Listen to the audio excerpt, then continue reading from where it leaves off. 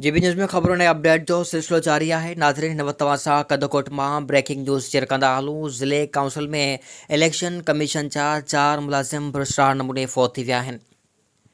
अहम ख़बर है नाज़रीन कंदकोट में जिते ज़िले काउंसिल में इलेक्शन कमीशन जा 4 मुलाजिम भ्रष्टाचार नमूने ऑफिस अंदर ही फौत थी विया आहिनि। डिप्टी कमिश्नर कंदकोट जो चवणु आहे त लाश अस्पताल मुंतकिल करे छॾिया आहिनि। पोस्टमार्टम बाद संदन मौत जो कारण मालूम थींदो। हुन जो वधीक चवणु हो त राति देर ताईं मुलाज़िम पंहिंजी ड्यूटी सरअंजाम ॾेई रहिया हुआ। हुननि जे रूम में हीटर बि हले पियो ऐं जनरेटर बि हले पियो। महसूसु ईअं थिए थो त हुननि जो साह बुसारजण सबबि मौत थियो आहे। आम ख़बर है नाज़रीन तव्हां सां शेयर कंदा पिया हलूं कंदकोट मां जिते ज़िले काउंसिल में इलेक्शन कमीशन जा 4 मुलाज़िम ऑफिस अंदर ही फौत थी विया आहिनि।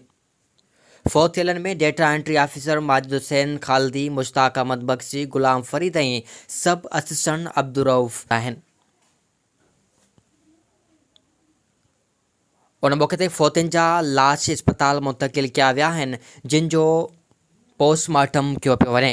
डिप्टी कमिश्नर जो वधीक चवणु आहे त जांच जारी आहे। मुलाज़िमनि जे पोस्टमार्टम कई पई वञे। वधीक ख़बर पोइ पइजी सघे थी त असली मौत जो कारण कहिड़ो आहे।